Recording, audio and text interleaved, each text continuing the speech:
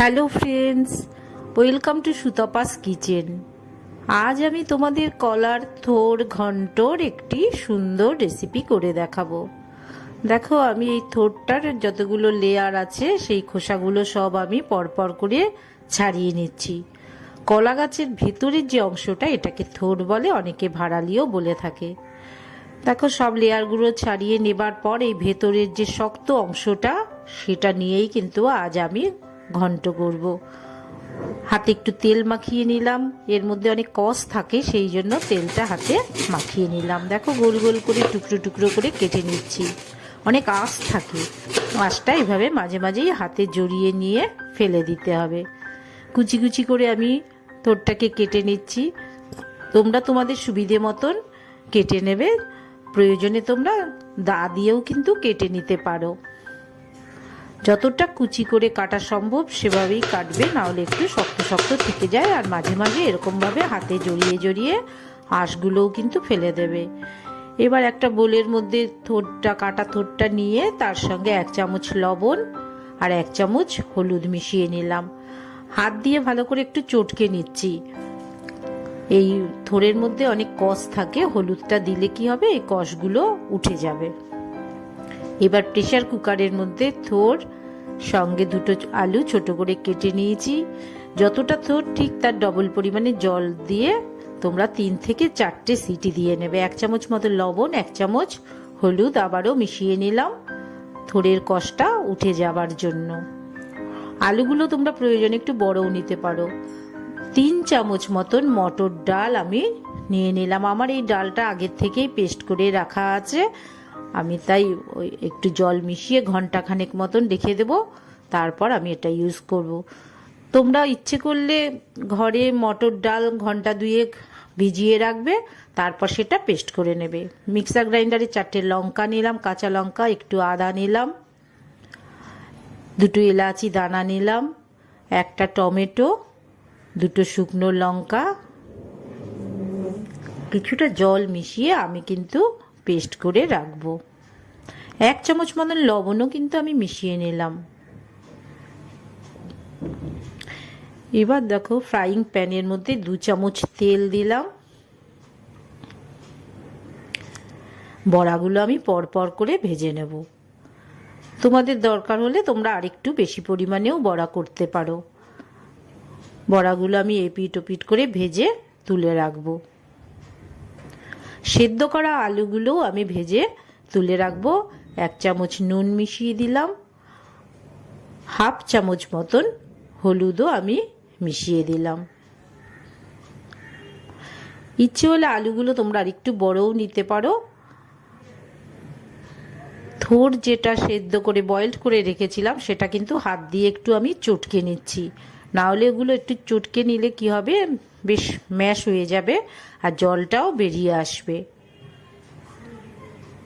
দেখো, আমার থোরটা কিন্তু মোটামুটি ভালোই বয়েলড হয়েছে। ফ্রাইং প্যানে 2 চামচ মতন তেল দিলাম।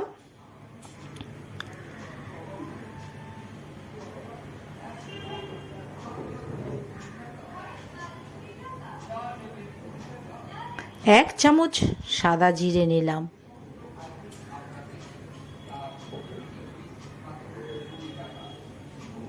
একটি তেজপাতা নিলাম,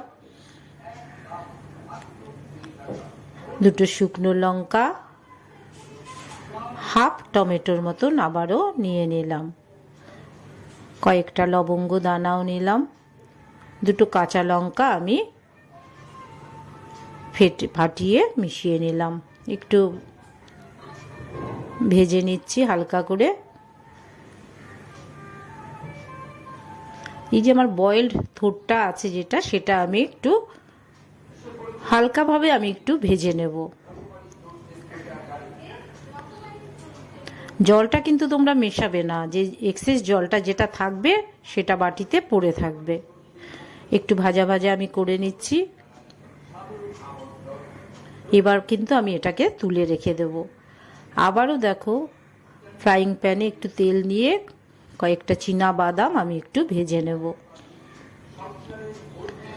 আর যে মশলাটা, যেটা লঙ্কা টমেটো সব পেস্ট ছিল সেটাও মিশিয়ে দিলাম। 1 চামচ লবণ মেশালাম, 1 চামচ হলুদ মেশালাম, 1 চামচ ধনে গুঁড়ো মিশিয়ে দিলাম, হাফ চামচের মতন জিরে গুঁড়ো নিলাম, 1 চামচ কাশ্মীরি লঙ্কা গুঁড়ো, হাফ চামচ লাল লঙ্কা শুকনো লঙ্কার গুঁড়ো নিলাম। একটু জল মিশিয়ে একটু মশলাটা একটু ঘন ঘন হয়ে এসছে। এবার আমি কিন্তু বড়াগুলো একটু ওই মশলার মধ্যে একটু মাখিয়ে নেব, একটু গ্রেভির সঙ্গে একটু ওলট পালট করে নিচ্ছি। বড়াগুলো একটু তাতে কী হবে, একটু নরম হবে, সফট হবে। এবার যেটা ভেজে রাখা থোরটা ছিল সেটাও কিন্তু আমি মিশিয়ে দিলাম, একটু মাখো মাখো করে নিচ্ছি। প্রথমেই কিন্তু আলুটা মেশাবে না, আলুটা যেহেতু বয়েলড করা আছে শেষে মিশিয়ে দেবে। মোটামুটি মাখো মাখো হয়ে এসছে। এবার আমি আলুগুলো মিশিয়ে দিচ্ছি। মাঝে মাঝে অল্প অল্প করে তোমরা জল মেশাবে আর একটু একটু করে বয়েলড করে নেবে। দেখো আমি একটু একটু করে জল মেশাচ্ছি, কারণ ঘন্ট রেসিপি কখনোই কিন্তু ঝোল ধরনের হবে না, মাখো মাখো হবে, তাই অল্প অল্প করে জল মিশিয়ে নেবে।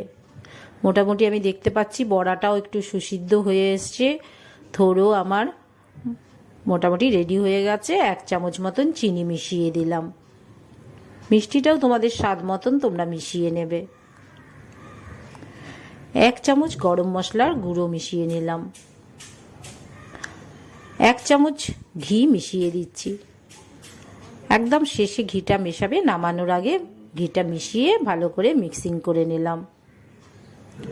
আমার কিন্তু থোর ঘন্ট রেডি হয়ে গেছে।